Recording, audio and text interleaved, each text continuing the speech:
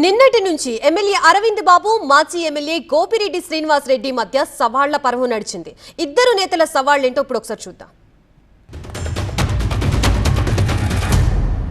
2467 కోట్ల రూపాయలతో ఈ నర్సరావుపేట నియోజకవర్గాన్ని అభివృద్ధి చేశాం. నువ్వు చెప్పిన లెక్కల ప్రకారమే నిన్న అభివృద్ధి 427 కోట్లతో సంక్షేమం, 127 కోట్లతో అభివృద్ధి అని చెప్పారు. మొత్తం కలిపి 540 కోట్లు 2 సంవత్సరాలు మీరు చేసింది. మేము 5 సంవత్సరాలు చేసింది 2467 కోట్ల రూపాయలు.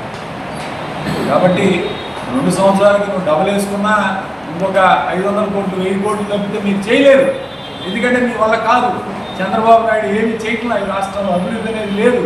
కేవలం రాజధాని కల్పన అని చెప్పి మోసం చేసి డబ్బులన్నీ దోచుకునే కార్యక్రమం చేస్తున్నారు తప్ప ఈ రాష్ట్ర ప్రజలకి ఎక్కడ కూడా ఈ కూటమి ప్రభుత్వం వల్ల న్యాయం జరిగే పరిస్థితి లేదు.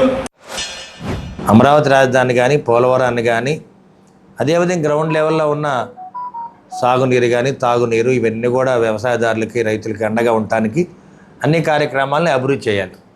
గడిచిన 5 ఏళ్ళు మీరు ఎటువంటి పనులు చేయలేదు కాబట్టి మీరు మాట్లాడే మాటలో నిజం లేదు. అందుకని మేము కూడా గోపిరెడ్డి శ్రీనివాస్ రెడ్డిని కూడా మరి చర్చిద్దామని చెప్పి కూడా మరి సవాలు విచ్చడం జరిగింది.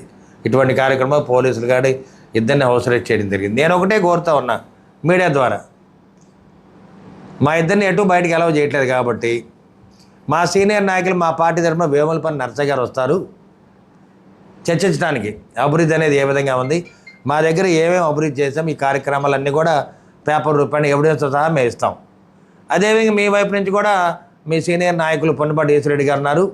మరి చాలా 40-50 ఏళ్ళ నుంచి కూడా మరి రాజకీయాలు ఉన్నారు కాబట్టి వాళ్ళిద్దరినీ చర్చా వేదిక పెట్టండి.